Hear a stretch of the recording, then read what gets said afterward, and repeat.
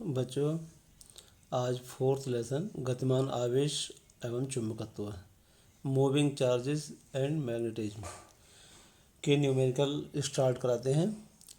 Theory complete हो गई है और मैंने बताया था कि भाई न्यूमेरिकल तब अच्छे समझ में आते हैं जिस बच्चे ने थ्योरी कंप्लीट याद कर ली है, उसके कॉन्सेप्ट अच्छे से क्लियर कर लिए हैं डेफिनेशन फार्मूले सब याद हैं, तो न्यूमेरिकल बहुत इजी हो जाएंगे क्योंकि कैलकुलेशन तुम जानते ही हो हैं, बाकी कॉन्सेप्ट और मेथड हम यहाँ बताते हैं। तो बच्चों, मैं आशा करता हूँ सभी बच्चों से कि सभी ने थ्योरी ठीक से याद कर ली होगी, और नहीं की अब तक तो आज थ्योरी बिल्कुल ठीक से याद करना, उसके बाद ये न्यूमेरिकल करना।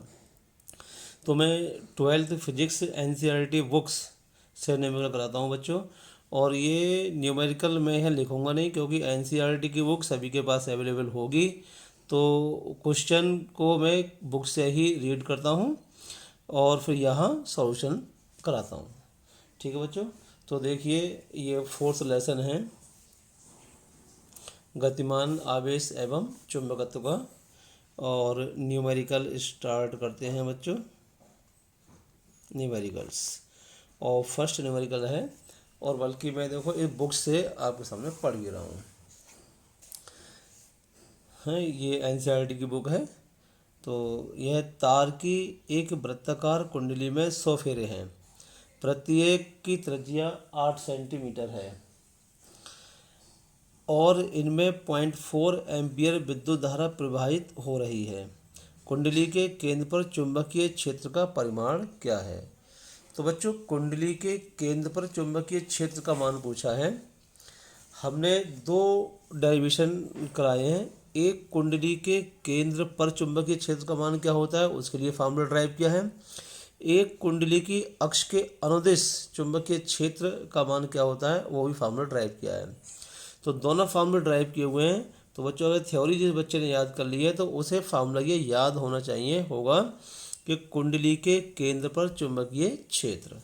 तो देखो जो जो दे रखा है वो मैं लिख लेता हूँ पहले। यहाँ पर कह रहा है भी तार की एक वृत्ताकार कुंडली में 100 फेरे हैं। तो बच्चों, फेरों की संख्या को हम कैपिटल एन से दिखाते हैं। तो कैपिटल एन इक्वल टू 100, और कह रहा है प्रत्येक फेरे की त्रिज्या 8 सेंटीमीटर है। त्रिज्या को बच्चों हमने 8 से दिखा दिया, तो r equal to 8 centimetre. Centimetre है ये सीजीएस में, और पूरा सवाल हमारा एमकेएस में होगा, तो सेंटीमीटर को भी हम एमकेएस यानी कि मीटर में चेंज कर लेते हैं। तो 100 से डिवाइड करेंगे तो यानी कि 8 इंटू 10⁻⁻2 मीटर लिख सकते हैं। और कह रहा है इनमें 0.4 एम्पियर की धारा बह रही है, तो आई इक्वल टू 0.4 एम्पियर। ठीक है बच्चों, 0.4 एम्पियर की विद्युत धारा प्रवाहित हो रही है। तब कुंडली के केंद्र पर चुंबकीय क्षेत्र का परिमाण क्या होगा? तो चुंबकीय क्षेत्र का परिमाण वो भी कुंडली के केंद्र पर पूछा है बच्चों। ये कुंडली हो गई, और कुंडली में 8 फेरे हैं, 1 फेरा, 2 फेरे, 3 फेरे, ऐसे तार के 8। प्रत्येक फेरे की संख्या, प्रत्येक फेरे की त्रिज्या इतनी दे रखी है। ये इसका केंद्र है। तो केंद्र पर चुंबकीय क्षेत्र का मान, तो बच्चों भी केंद्र पर चुंबकीय क्षेत्र का जो सूत्र आया था वो आया था, याद होगा बच्चे, देखो V equal to μ0 Ni/2r, μ0 Ni/2r। अब जो वैल्यू दे रखी है वो सब पुट कर देते हैं और फिर कैलकुलेशन करते हैं बच्चों। तो म्यू नॉट की वैल्यू होती है बच्चों, हमने थ्योरी में बताया है 4 पाई इंटू 10⁻⁻7, याद रखोगे। तो मैं यहाँ वैल्यू पुट करता हूँ भाई, 4 पाई इंटू 10⁻⁻7 इंटू एन फेरों की संख्या दे रखी है 100, इंटू आई करंट दे रखी है 0.4 अपॉन 2r, रेडियस दे रखी है बच्चों 8 इंटू 10⁻⁻2। सिंप्लीफाई कर लेते हैं इसे। तो बच्चों देखो ये पॉइंट हटा दें, एक यहाँ 0 बढ़ा दिया यानी कि 10। ये हो गया देखो भाई, 4 से काट लो, 4 दूनी 8, 2 दूनी 4, तो 4 से 4 कैंसिल हो जाएगा। और देखो 10 की घात, चलो एक 0 से एक 0 काट दिया, तो बच्चों ये आ गया भाई 10 की घात -2, ऊपर जाकर 10 की घात +2, और एक ये है तो 10 की घात 3, और ये 10 की घात -7, तो -7 और +3, तो बच्चों 7 में से 3 घटा दो 4, तो बच्चों ये बचा पाई इंटू 10⁻⁻4। सही है ना भाई, -2 ऊपर जाकर +2 और एक ये 3 और -7 में से 3 घटाएंगे तो -4। पाई की वैल्यू बच्चों हम जानते हैं भाई 3.14 और ये है इंटू 10⁻⁻4। ये चुंबकीय क्षेत्र का मान आया बच्चों। चुंबकीय क्षेत्र का जो मात्रक होता है ऐसा ही पद्धति में वो होता है भाई टेस्ला। तो मैंने लिख दिया बच्चों यहाँ पर टेस्ला। टेस्ला, बस ये आंसर हो गया। ठीक है ना। अच्छा, अब देखो बच्चों भाई सेकंड न्यूमेरिकल। तो सेकंड न्यूमेरिकल पढ़ते हैं बच्चों। एक लंबे सीधे तार में 35 एम्पियर विद्युत धारा प्रवाहित हो रही है। तार से 20 सेंटीमीटर दूरी पर स्थित किसी बिंदु पर चुंबकीय क्षेत्र का परिमाण क्या है। तो बच्चों इस क्वेश्चन में भी चुंबकीय क्षेत्र का ही मान पूछा है, लेकिन यहाँ कुंडली नहीं है, तार एक सीधा तार है लंबा। तो बच्चों वायो सावर्ट के नियम से किसी तार के सूक्ष्म अवयव के कारण चुंबकीय क्षेत्र का मान भी ज्ञात करते हैं। एक सीधा लंबा तार है अनंत लंबाई का, उसके कारण भी चुंबकीय क्षेत्र जो उत्पन्न होता है उसका फॉर्मूला थोड़ा सा अलग है। उस फॉर्मूले का ड्राइव भी हमने किया है एम्पियर के परपथीय नियम के अनुप्रयोग में। तो जिसने एम्पियर के परपथीय नियम के अनुप्रयोग पढ़े हैं वहाँ एक लंबे सीधे तार में धारा बहने के कारण चुंबकीय क्षेत्र का मान का फार्मूला भी याद कर लिया होगा। तो देखो मैं बता रहा हूँ बच्चों क्या है। तो सेकंड क्वेश्चन ये दे रखा है, एक लंबे सीधे तार में 35 एम्पियर की धारा है। तो बच्चे देखो I = 35 एम्पियर, I = 35 एम्पियर। ठीक है ना। और आगे दे रखा है वो विद्युत धारा प्रवाहित हो रही है तार में 20 सेंटीमीटर की दूरी पर। तो बच्चों 20 सेंटीमीटर की दूरी पर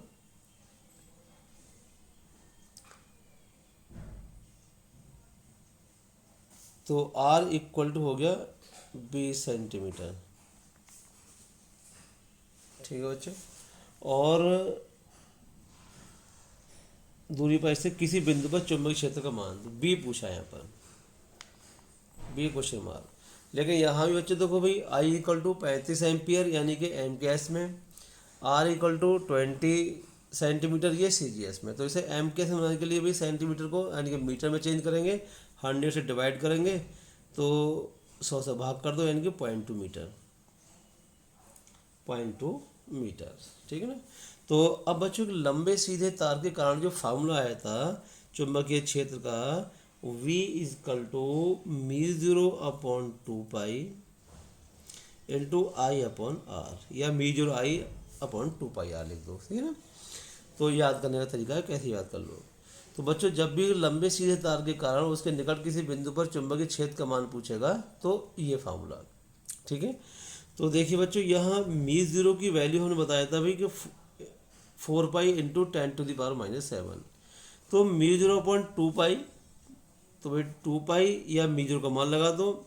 ठीक है ना। 4π × 10⁻⁷ और वो कैंसिल हो जाएगा। तो देखिए μ0 का मान है मैंने लगा दिया बच्चों 4π × 10⁻⁷। I की वैल्यू दे रखी है बच्चों 35 अपॉन और ये 2π इंटू R और R दे रखा है बच्चों 0.2 मीटर। बच्चों पाई से पाई कैंसिल, 2 दूनी 4 कर दिया मैंने, पॉइंट हटा दिया, चलो एक यहाँ पर 0 ला दिया और ये 2 से 2 भी कैंसिल हो गया। और बच्चों अब ये बचा देखो 35 इंटू यहाँ 10⁻1 यहाँ 10⁻⁻7, तो -7 और ये +1 यानी कि -6, अर्थात ये आ गया बच्चों 35 इंटू 10⁻⁻6। तो या हमारा जो लिखने का तरीका होता है बच्चों वो एक अंक के बाद यहाँ पॉइंट होना चाहिए। अगर पॉइंट यहाँ लगाएंगे तो यहाँ 10 की हाथ में एक प्लस हो जाएगा, अर्थात ये आ जाएगा बच्चों भाई 3.5 इंटू, जब एक प्लस करेंगे तो यहाँ -6+1 यानी कि 10⁻⁻5। और ये भी चुंबकीय क्षेत्र चल रहा बच्चों, चुंबकीय क्षेत्र का मान यानी कि टेस्ला। ठीक है ना। तो ये हो गया बच्चों भाई टेस्ला।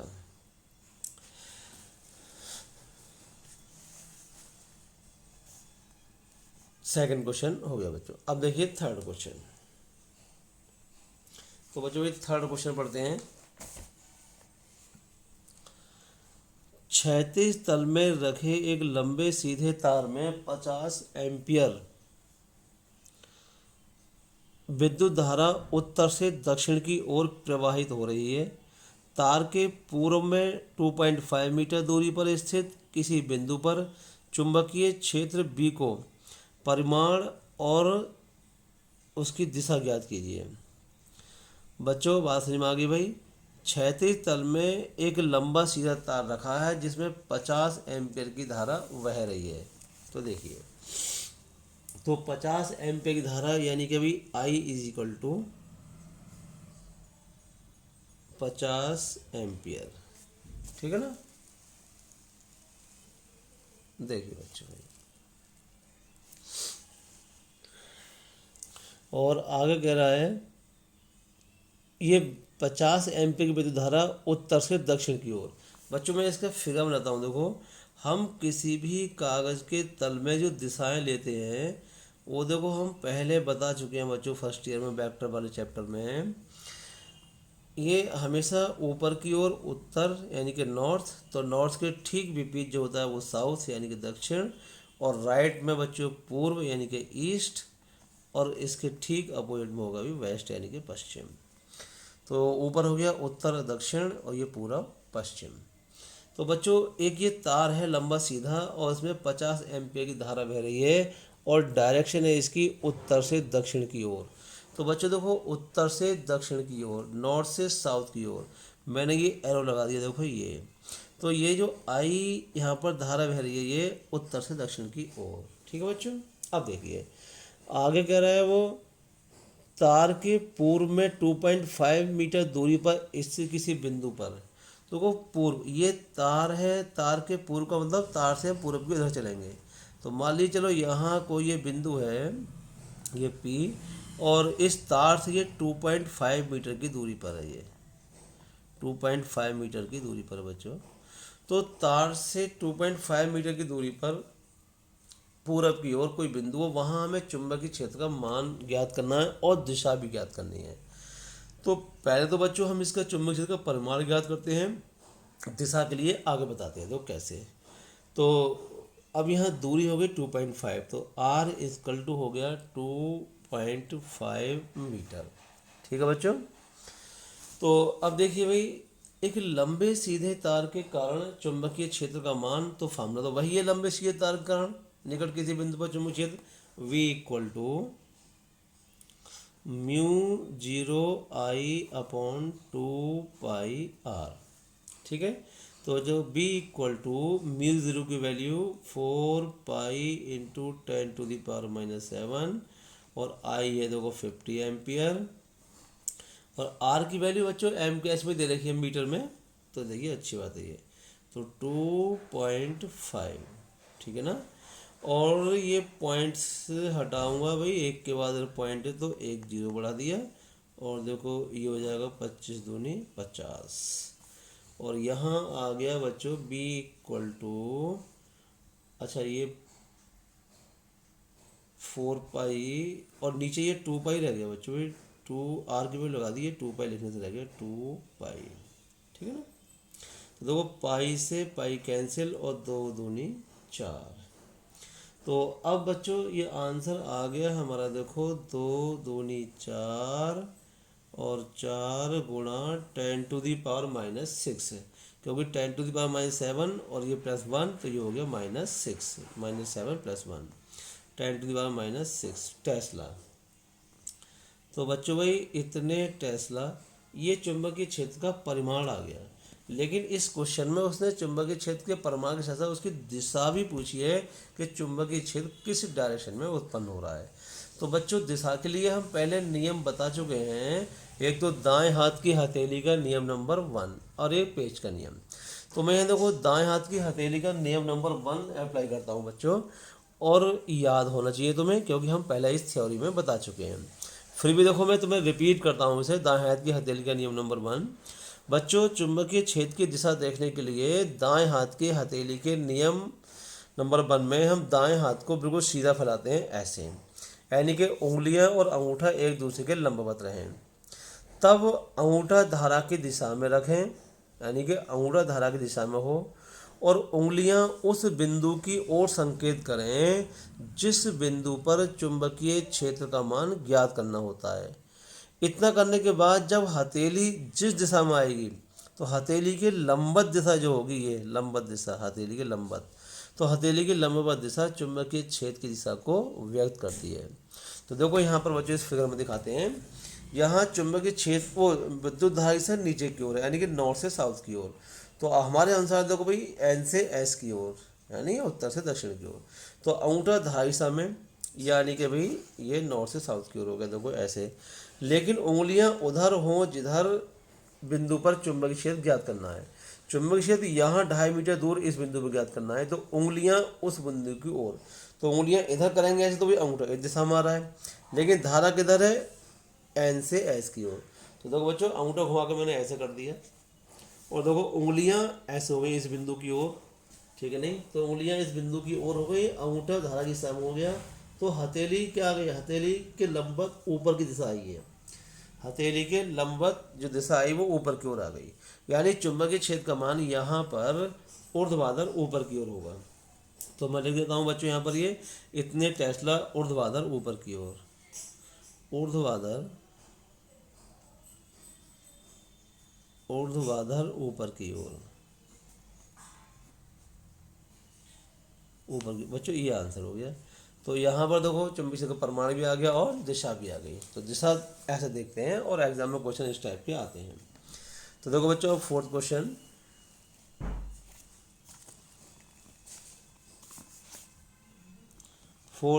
एक बार पढ़ते हैं बच्चों फोर्थ क्वेश्चन। व्योमस्थ खिंचे क्षैतिज बिजली के तार में 90 एम्पीयर विद्युत धारा पूर्व से पश्चिम की ओर प्रवाहित हो रही है। तार के 1.5 मीटर नीचे विद्युत धारा के कारण उत्पन्न चुंबकीय क्षेत्र का परिमाण और दिशा क्या है। तो बच्चों तो ये भी क्वेश्चन सेम है, वैसे यहाँ भी चुंबकीय क्षेत्र का परिमाण पूछा है और दिशा पूछी है। तो देखो बताते हैं कैसे। तो जो जो वैल्यू दे रखी है उन्हें पहले लिख लेते हैं। देखिए तो फोर्थ क्वेश्चन में कह रहा है भाई व्योमस्थ खिंचे क्षैतिज बिजली के तार। तो बच्चों आकाश में है, खुले आकाश में दो खंभों के बीच में ऐसे मान लीजिए तार खिंचे हुए हैं। तो वो तार जो खिंचे हुए हैं उसमें 90 एम्पियर विद्युत धारा बह रही है। तो विद्युत धारा के लिए I = 90 एम्पियर, और जो 90 एम्पियर धारा की दिशा है वो है पूर्व से पश्चिम की ओर। तो बच्चों ईस्ट टू वेस्ट, सही ना, पूर्व से पश्चिम की ओर ये धारा की दिशा है। अच्छा अब कर रहा है वो तार के 1.5 मीटर नीचे, यानी कि डिस्टेंस दे रखी है वही 1.5 मीटर नीचे चुंबकीय क्षेत्र का परिमाण और दिशा। तो देखो ये भी अब पूर्व से पश्चिम की ओर वही फिगर बनाता हूँ मैं जैसे अभी। तो बच्चों देखो इस टाइप से ये तो मैंने बताया था अभी कभी नॉर्थ ऊपर यानी कि उत्तर, ये दक्षिण, ये पूर्व और ये पश्चिम। अब जो धारा बह रही है वो बह रही है बच्चों पूर्व से पश्चिम की ओर, यानी पूरब से पश्चिम की ओर, ठीक है ना भाई, पूरब से पश्चिम की। तो मैं चिन्ह लगा देता हूँ ये ऐसे, देखो ये पूरब से पश्चिम की ओर धारा बह रही है। अब ये धारा बह रही है क्योंकि तार ऊपर में खंभे के ऊपर सिरों में कैसे हुए हैं, देखो ऐसे ही, ठीक है बच्चों। तो ये जो वायर है देखो ये तो ये जो वायर है तो अब इसके 1.5 मीटर नीचे यहाँ पर 1.5 मीटर नीचे की ओर, तो नीचे एक बिंदु है जो कि यहाँ से 1.5 मीटर है, वहाँ चुंबकीय क्षेत्र का मान ज्ञात करना है, ठीक है ना। तो दिशा देखने के लिए मैंने बताया था अभी, तो पहले परिमाण निकालते हैं फिर दिशा बताते हैं कैसे। तो बच्चों परिमाण के लिए क्योंकि लंबा सीधा तार है और लंबे सीधे तार में धारा बहने के कारण जो चुंबकीय क्षेत्र उत्पन्न होता है उसका मान देखो अभी बताया था, फार्मूला कई बार रिपीट हो गया, अब याद होना चाहिए। V = μ 0 I/2 2πr। बच्चों वैल्यू पुट कर दीजिए। तो μ0/2π की पूरी वैल्यू डायरेक्ट लिख दो, तो 2 × 10⁻⁷, या यहाँ 4π लिखेंगे तो पाई से पाई कैंसिल, 2 दूनी 4, बात तो वही है। तो μ0/2π की पूरी वैल्यू पुट कर दूँ मैं, तुम भी ऐसे कर देना। तो 2 × 10⁻⁷, ये μ0/2π की वैल्यू आ गई पूरी। अच्छा आई की वैल्यू बच्चों, तो आई की वैल्यू 90 एम्पियर, और ये आर, कोई μ0/2π तो ये आ गया, आर है 1.5, और वो भी मीटर में है। पॉइंट हटा दीजिए बच्चों, एक जीरो बढ़ा दिया, 15 छक्के 90, और 6 दूनी 12। तो देखो 12 × 10⁻, ये -7, ये +1, यानी कि -6, या बच्चों 1.2। भाई यहाँ एक स्थान पॉइंट इधर ले जाएंगे तो +1 हो जाएगा पावर में, तो 1.2 × 10⁻⁵ टेस्ला। तो बच्चों ये उस चुंबकीय क्षेत्र का मान आ गया, जो कि तार में धारा बहने के कारण उसके 1.5 मीटर नीचे जो पूछा है। लेकिन वो कह रहा है इस चुंबकीय क्षेत्र की दिशा किधर होगी। तो बच्चों चुंबकीय क्षेत्र की दिशा के लिए बताया मैंने हथेली का नियम। तो हम अब दाएं हाथ की हथेली का नियम, जो राइट हैंड की है हथेली, उसे इस प्रकार फैलाएंगे कि उंगलियां और अंगूठा एक दूसरे के लंबवत हों। तब अंगूठा धारा की दिशा में, उंगलियां उस बिंदु की ओर संकेत करें जहां हमें चुंबकीय क्षेत्र ज्ञात करना है। तो धारा देखो बच्चों भाई, इसके अकॉर्डिंग हमारी ईस्ट से वेस्ट, पूरब से पश्चिम की ओर। तो देखो अंगूठा हमने यूं कर दिया भाई ऐसे, और उंगलियां किधर, नीचे की ओर करो, तार के नीचे। तो देखो उंगलियां ऐसे करो नीचे की ओर, ठीक है, और अंगूठा देखो ईस्ट टू वेस्ट। तो अब हथेली देखो ये आई बच्चों इधर की ओर, हथेली इधर की ओर आ गई ऐसे। तो हथेली के लंबवत जो दिशा तुम कॉपी पर जब रखकर देखोगे तो ऑटोमेटिक बिल्कुल सही आएगी। तो हथेली पर ये लंबवत दिशा आ गई, ये आ गई इधर, इधर की ओर, और इधर जो डायरेक्शन है देखो ये, यानी कि दक्षिण की ओर, यानी उत्तर से दक्षिण की ओर। तो बच्चे चुंबकीय क्षेत्र का जो मान होगा वो उत्तर से दक्षिण की ओर, उत्तर से दक्षिण की ओर। तो ऐसे देखो हम चुंबकीय क्षेत्र की दिशा ज्ञात कर लेते हैं। देखिए बच्चों नेक्स्ट क्वेश्चन, फिफ्थ। तो फिफ्थ क्वेश्चन है, एक तार जिसमें 8 एम्पियर विद्युत धारा प्रवाहित हो रही है 0.15 टेस्ला के एक समान चुंबकीय क्षेत्र में क्षेत्र से 30 डिग्री का कोण बनाते हुए रखा है।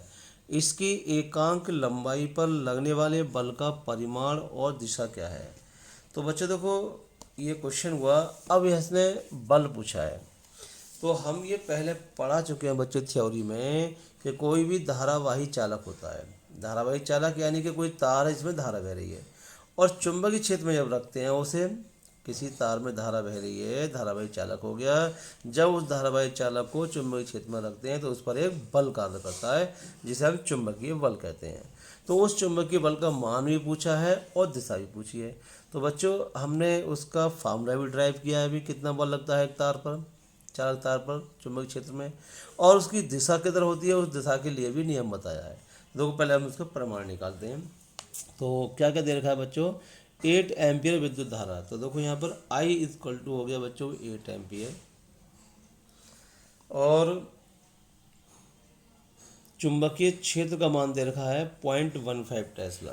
चुंबकीय क्षेत्र B हो गया भाई 0.15 टेस्ला। और आगे कह रहा है चुंबकीय क्षेत्र से 30 डिग्री का कोण बनाते हुए रखा है। बच्चों चालक और चुंबकीय क्षेत्र के बीच का जो कोण होता है उसे थीटा। तो थीटा = कह रहा है भाई 30 डिग्री। तब जब कोई चालक चुंबकीय क्षेत्र से थीटा कोण पर रखा होता है तो उस पर लगने वाला बल। तो बच्चों बल वो पूछा है, तो बल का फार्मूला भी याद आ गया होगा तुम्हें, हैं? बल का फार्मूला ड्राइव हुआ था IBL sin theta, IBL sin theta. अब वो ये उस तार की जितनी भी लंबाई है वो यहाँ लगाएंगे, उस लंबाई पर लगने वाला बल हो गया। लेकिन इसने पूछा है कि एकांक लंबाई पर लगने वाला बल। तो बच्चों एकांक लंबाई का मतलब इकाई लंबाई पर, यानी कि L से डिवाइड कर दो, जिसके आगे एकांक लग गया उसे भाग कर दो, उसके एक का माना जाएगा। तो बच्चों देखो भाई तार की एकांक लंबाई पर लगने वाला बल, तो ये हो जाएगा F/L। तो जब एफ अपॉन एल, तो बच्चों एफ अपॉन एल, तो एफ की वैल्यू ये है, एल से डिवाइड करेंगे तो एल से एल कैंसिल, तो ये आ जाएगा आई बी साइन थीटा। अब वैल्यू पुट कर दीजिए भाई एकांक लंबाई लगने वाले बल की। तो आई दे रखा है 8 एम्पियर, वी दे रखा है 0.15 और साइन 30। ठीक है ना बच्चों। तो देखिए यहाँ पर अब इसे कैलकुलेट कर लेते हैं। 8 इंटू 0.15 इंटू साइन 30 की वैल्यू 1/2, 2 चौक 8 और 15 चौक के 60 और 2 के बाद दशमलव, यानी कि 0.6। तो बच्चों ये 0.6 न्यूटन पर मीटर, क्योंकि एकांक लंबाई पर एफ अपॉन एल न्यूटन पर मीटर यूनिट आएगी यहाँ पर, केवल न्यूटन नहीं। अगर वो सीधे सीधे कहता कि भाई टोटल लंबाई पर लगने वाला बल तो न्यूटन आता, लेकिन एकांक लंबाई पर तो एल से डिवाइड हो गया न्यूटन पर मीटर। तो बच्चों ये आ गया भाई तार की एकांक लंबाई पर लगने वाला बल।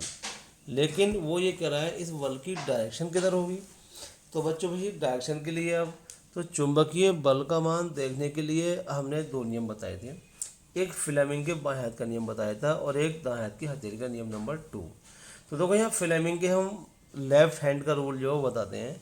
तो बच्चों ये फ्लेमिंग के बाएं हाथ का नियम, फ्लेमिंग के बाएं हाथ के नियम में क्या होता है भाई, बाएं हाथ का अंगूठा और उसके पास की दोनों उंगलियां को इस प्रकार फैलाते हैं कि वो परस्पर एक दूसरे के लंबवत रहें, परस्पर एक दूसरे के लंबवत रहें बच्चों। तब ये जो उंगली है, ये अंगूठे के पास वाली, ये चुंबकीय क्षेत्र की दिशा में हो, और जो बीच की उंगली है ये धारा की दिशा में हो, तब अंगूठा जिस दिशा में होगा वही बल की दिशा होगी। तो देखो बच्चों इसे अप्लाई करते हैं यहाँ पर। तो ये किस दिशा में था, ये करा है एक तार जिसमें विद्युत धारा बह रही है पॉइंट इतने चुंबक क्षेत्र से 30 कोण पर, इसकी एकांक लंबाई पर लगने वाले बल का परिमाण और इसकी दिशा क्या होगी। अच्छा, तो इसने डायरेक्शन नहीं दी। मान लीजिए भी तार में कहीं भी ये धारा बह रही है, तो धारा की सतह ये हो गई और बल 30 अंश के कोण पर चुंबकीय क्षेत्र का मान कर रहा है वो। इसकी दिशा के लिए अभी एक मिनट, ये जो ये है बच्चों बस अभी पाउस।